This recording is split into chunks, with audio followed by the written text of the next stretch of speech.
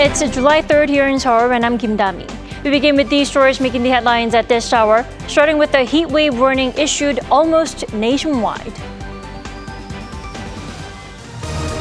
Here in Seoul, the capital region will continue to be baked with temperatures as high as 35 degrees Celsius. Southern parts of the country, including Jeju Island, will continue to see monsoon rain. Over in France, the country saw 700 people arrested on the fifth night of violence on Saturday in the wake of the police shooting of a 17-year-old. Over 3,000 people have been arrested so far since the shooting last Tuesday. South Korea's under-17 football team finished the 2023 Under-17 Asian Cup in Thailand in second place, following a 3-0 loss to Japan in the final on Sunday. South Korea's central region is starting off the new week under stifling heat. In fact, today will be the hottest day of the summer so far, while southern parts of the nation are seeing monsoon rain. Our Shin Se-byuk starts us off this morning. The scorching heat is set to peak in South Korea on Monday. With heatwave alerts in place across most of the nation, daily highs in the central region are forecast to range from 33 to 35 degrees Celsius. In Seoul, the mercury could reach 35 degrees, making it the hottest day of the summer so far. With high levels of humidity in the air, feels like temperatures will be much higher. Meanwhile, southern parts of South Korea are receiving heavy downpours. Regions under particularly heavy downpours are Jeju Island and Jeollam province, where heavy rain warnings have been issued. Those regions are forecast to receive over 80 millimeters of rain on Monday alone. Expect 30 to 60 millimeters of rain per hour for Jeju and up to 40 millimeters of rain per hour for Jeollam province before precipitation eases off in the afternoon. And with the stationary front set to move northward, the whole nation is likely to get blanketed by monsoon rainfall from Tuesday to Wednesday, with the central region receiving up to 50 millimeters of rain per hour. The rain should taper off starting Wednesday afternoon. After that, the temperatures are expected to drop to just below the average for this time of year.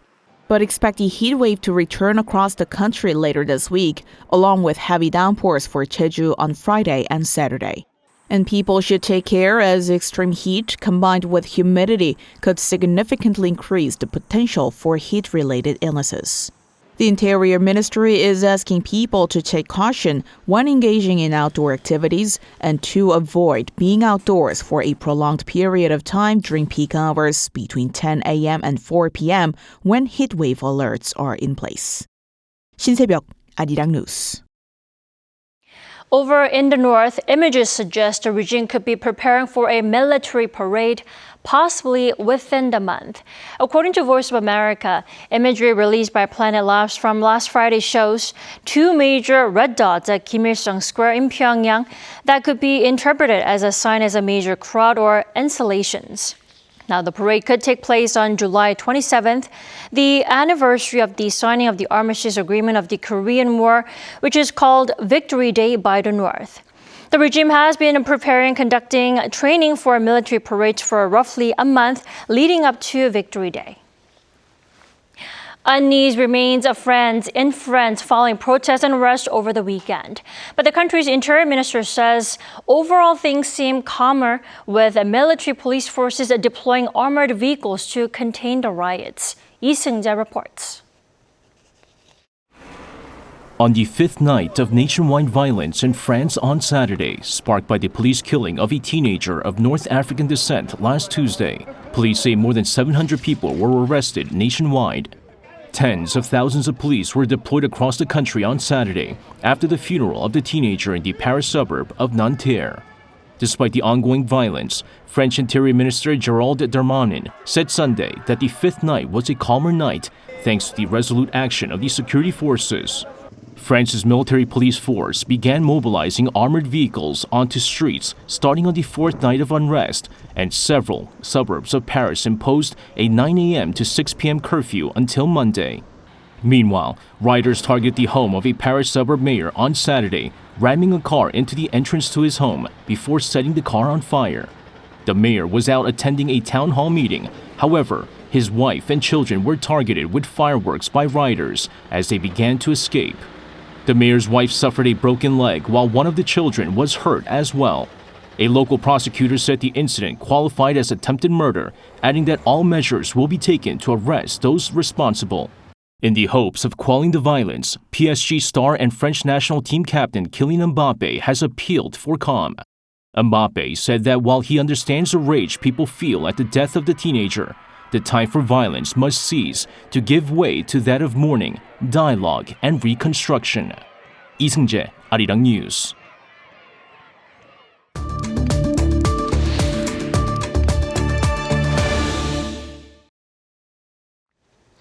South Korea's Unification Ministry should no longer act like a North Korean support agency. President Yoon said this over the weekend after appointing the country's new Unification Minister. For more on this, we're joined by Professor Brian Myers. Welcome back to the program.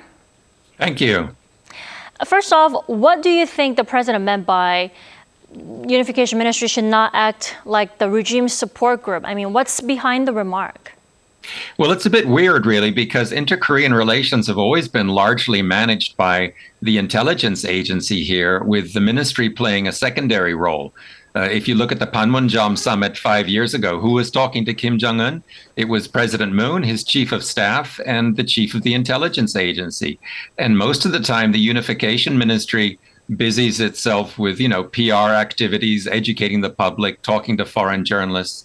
So you've got to feel sorry for the ministry because first it gets sidelined and then it gets most of the blame for what's been going wrong.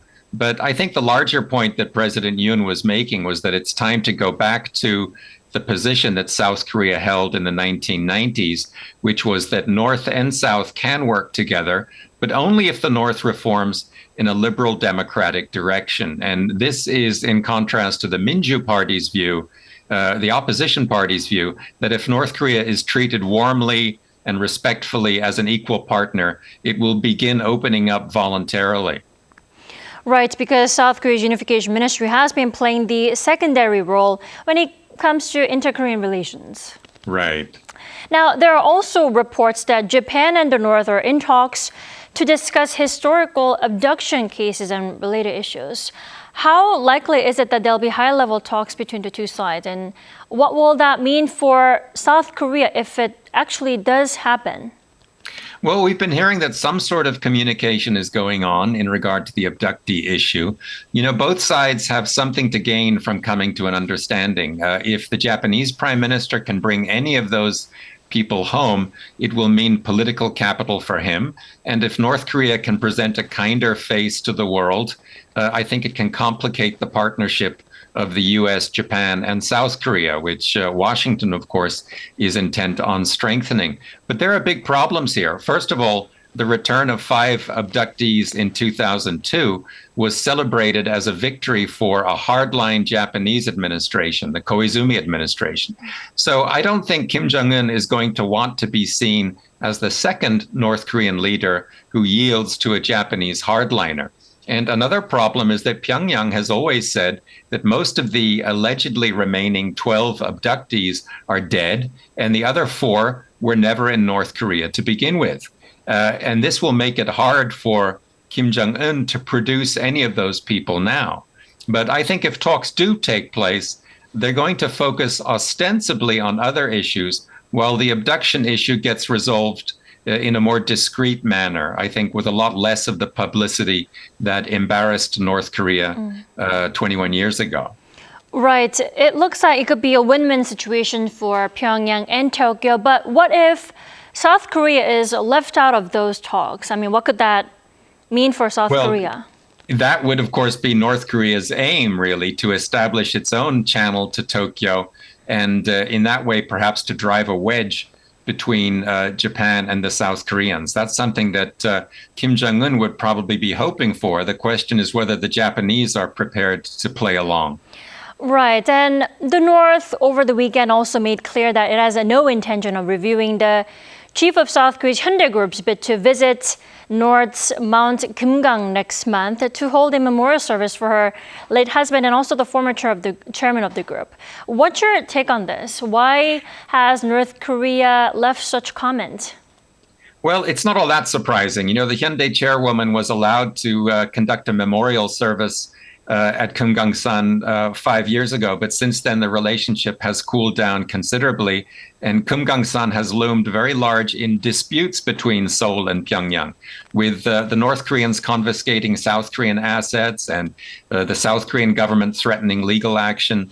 I think the Hyundai chairwoman may well have hoped that Hyundai's history with the North would make Kim Jong-un look kindly on this particular request. But it's just not the time for Kim Jong-un to be showing lenience, I think. And the interesting thing, really, is that the request was rejected by North Korea's foreign ministry and not through its Unification Committee or the Workers' Party's United Front Department. And this is really weird because it implies that South Korea is a foreign country. And that runs counter to the traditional belief in North Korea, which is that the Kim Jong-un regime lays claim to the entire peninsula and the entire nation. And I can't believe that this is suddenly being abandoned. Of course, the regime does like to make its inner workings as difficult as possible for the outside world. It likes to keep everybody guessing. But even so, this is so strange from an ideological viewpoint that we need to see if it happens again. I see. It looks like the chief's visit to Mount Kimgang is not going to take place anytime soon.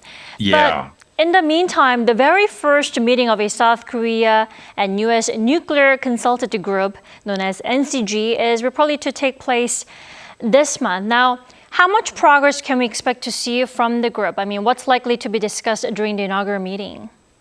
Well, let's recall that this nuclear consultative group was decided upon during the summit between Presidents Biden and Yoon last April. And at that time, South Korea was pushing for America either to deploy nuclear assets to South Korea, to share nukes, in other words, or to allow South Korea to develop nukes of its own. And the White House was not prepared to agree to either of those things. So the decision to form this group was really Washington's way of reassuring the South Koreans of its commitment to the full defense of South Korea in the event of a nuclear attack. Now, I think President Yoon would probably like to see the consultative group develop into something like the NATO nuclear planning group, where the defense ministers of NATO countries actually set collective policy. But the Americans are just not ready to allow the South Koreans a planning or a decision-making role. So in answer to your question, I don't expect to see any great progress at this inaugural meeting. I think instead it's going to serve as a forum for more rhetoric about the strength and the indestructibility of the alliance. And I think we'll probably be hearing more stern words to Pyongyang about its nuclear program. Right, the group is, like you said, is in early stages still. So let's see how the group plans to roll out. Right. All right. Thank you, Professor Myers, as always, for your insight. Thank you very much.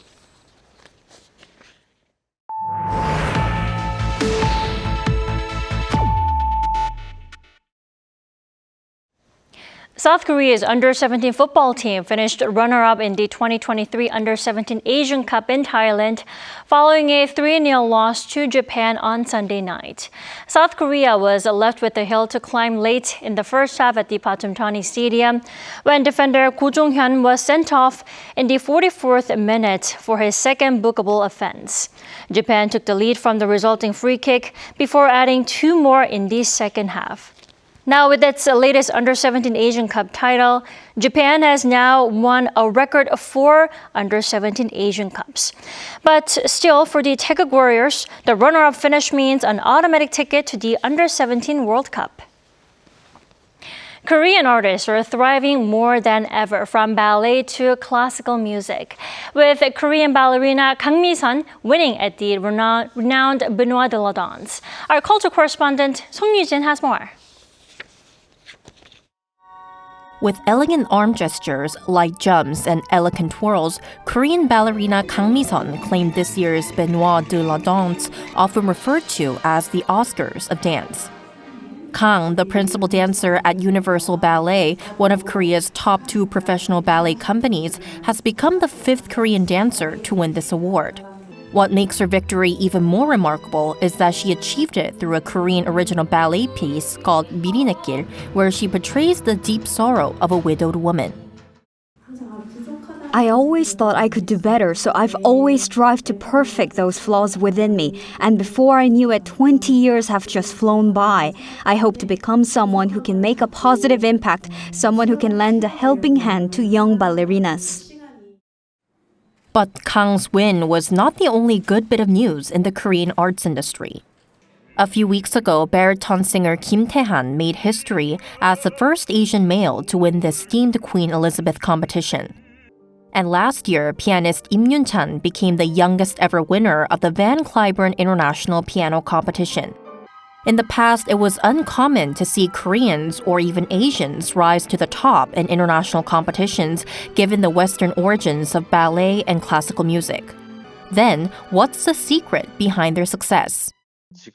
Competitions these days don't just focus on technical aspects, they also evaluate artistic expression. From a young age, Korean artists devote themselves to mastering both technical proficiency and artistic brilliance. Their rigorous training process and participation in numerous competitions at home have shaped them into remarkable talents. But while these individual achievements shine a spotlight on the arts and spur public interest, it's essential to address the broader needs of the industry.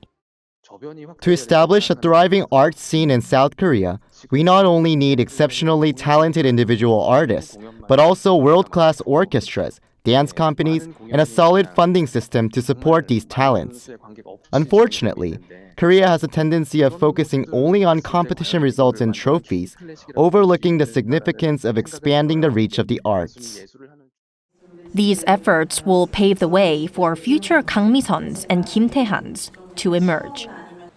송유진, Arirang News. Observing behavioral changes in the animal testing stage is useful for evaluating the efficacy of drugs. Now, a South Korean bio company has developed a program that analyzes changes in animal behavior using AI.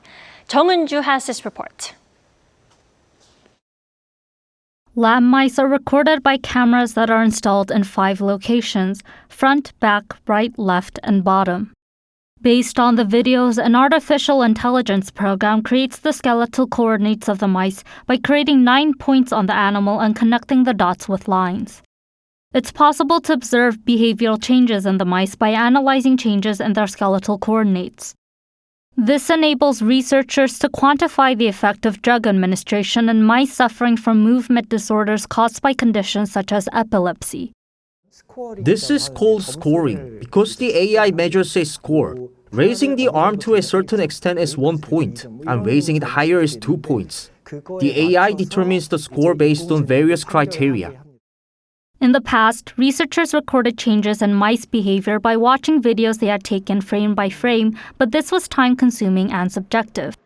The bio company developed an AI animal behavior analysis program, which it presented at an international conference on artificial intelligence. The program received an innovation award last year at the International Consumer Electronics Show, one of the world's largest IT and home appliance exhibitions. The company said it trained the AI with about 100,000 frames of images for each behavioral criterion, such as tail paralysis, which had been previously measured by humans. The company said it could also measure very small skeletal changes through AI analysis of behavioral change speed extracted from the skeletal data. Since we measure and quantify the positional coordinates of each skeleton, we can identify how the details of behavioral disorders have changed and improved. The company previously applied the AI program to animal testing for multiple sclerosis and epilepsy treatments being developed by South Korean pharmaceutical and bio companies and is further preparing to enter overseas markets. Researchers hope that deriving objective and accurate data with AI programs will increase the success rate of new drug development. Jung Eun-ju, Arirang News.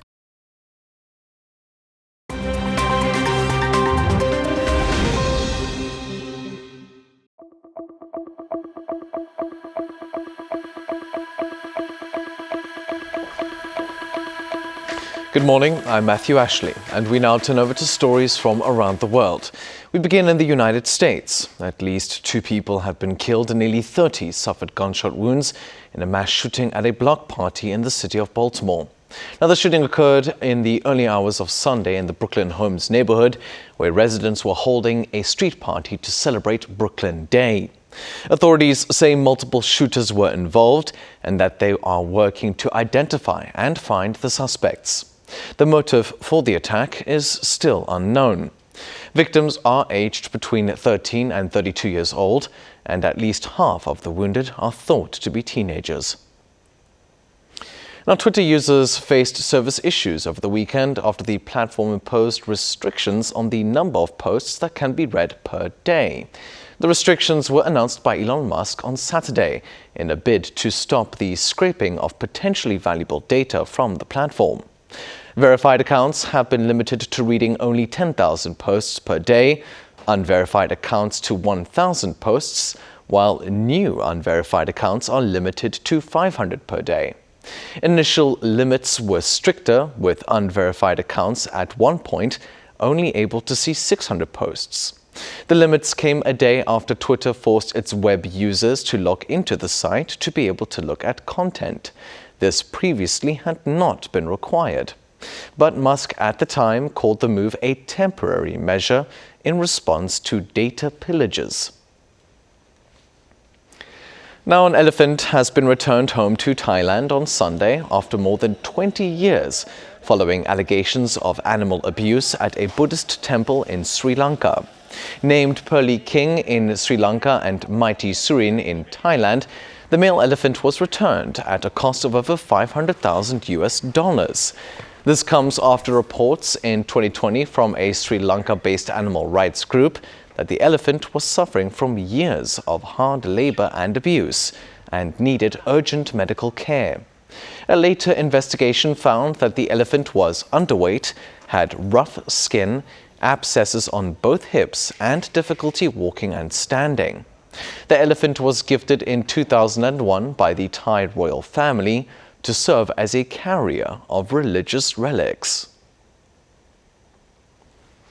And finally, streets in central London saw the return of the annual Pride Parade over the weekend. But during the parade, police arrested 7 protesters from environmental group Just Stop Oil on charges of public nuisance. The protesters were demonstrating against Pride's acceptance of sponsorship money from high-polluting industries. They stopped the parade by sitting in front of a Coca-Cola float for about 17 minutes before being removed by authorities. Just Stop Oil had previously demanded the Pride organizers to be transparent about the event's sponsorship money and publicly denounce new oil and gas products.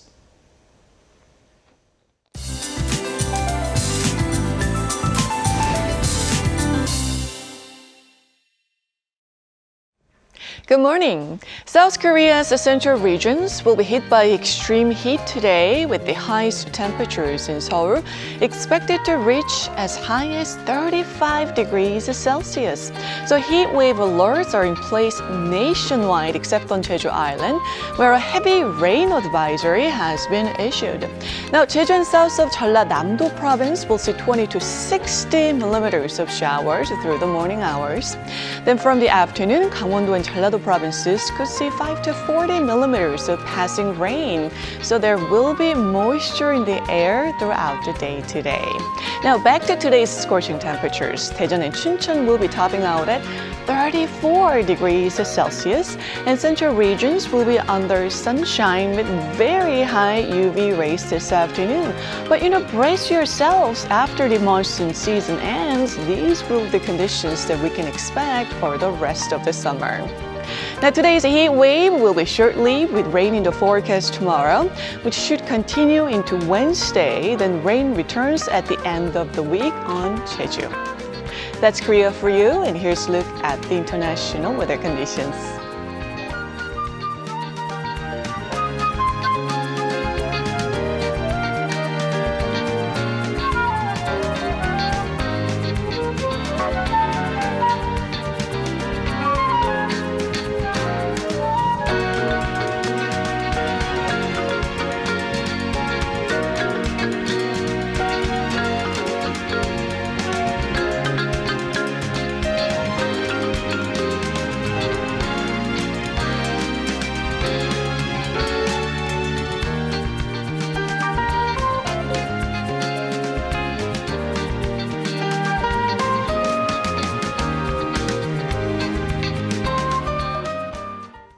We thank you for watching New Day at Arirang. Have a great start to the week.